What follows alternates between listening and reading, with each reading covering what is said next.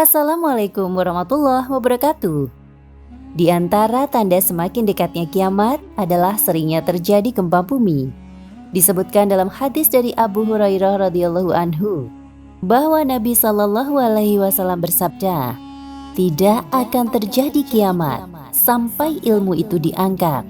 Waktu semakin pendek, banyak gempa bumi, fitnah merajalela, dan banyak terjadi al-haraj." Sahabat bertanya, "Apa itu al-haraj?" Beliau menjawab, "Pembunuhan.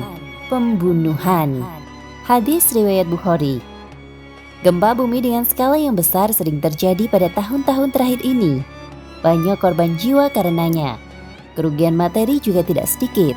Bahkan kehidupan masyarakat yang menjadi korban juga terlihat memprihatinkan. Sesungguhnya, banyaknya gempa bumi di zaman yang sudah tua ini telah jauh-jauh hari diberitakan oleh Nabi Shallallahu alaihi wasallam 14 abad yang lalu.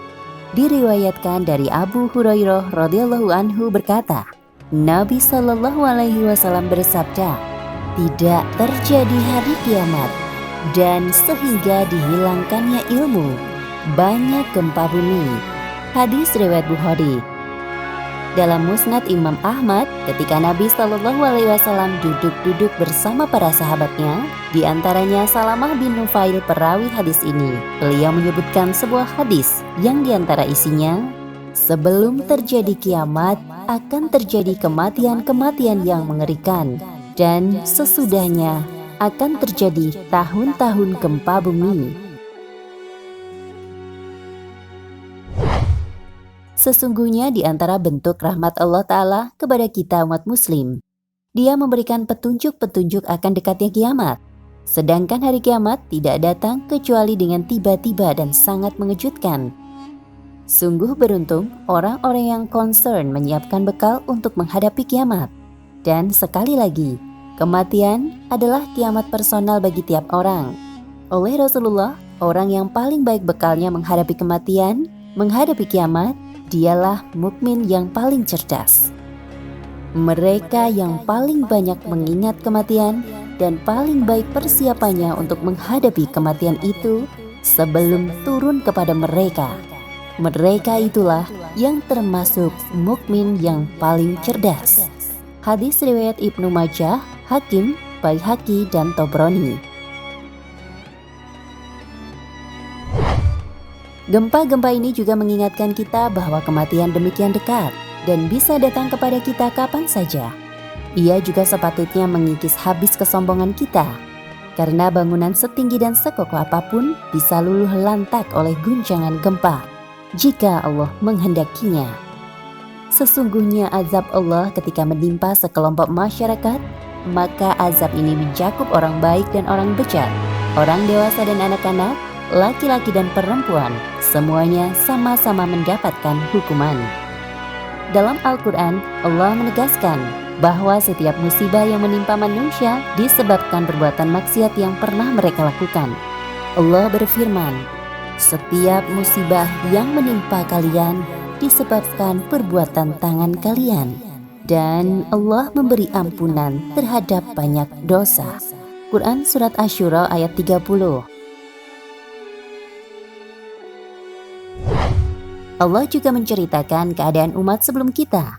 Masing-masing kami azab disebabkan dosa mereka. Di antara mereka ada yang kami kirimi angin kencang. Di antara mereka ada yang dimusnahkan dengan teriakan yang sangat pekat. Ada yang kami tenggelamkan. Allah sama sekali tidak menzalimi mereka. Namun mereka yang bersikap zalim kepada diri mereka sendiri. Quran Surat Al-Ankabut ayat 40. Disebutkan oleh Imam Ahmad dari Safiyah radhiyallahu anha, beliau mengatakan, pernah terjadi gempa di kota Madinah di zaman Umar bin Khattab. Maka Umar berceramah, "Wahai manusia, apa yang kalian lakukan? Betapa cepatnya maksiat yang kalian lakukan. Jika terjadi gempa bumi lagi, kalian tidak akan menemuiku lagi di Madinah."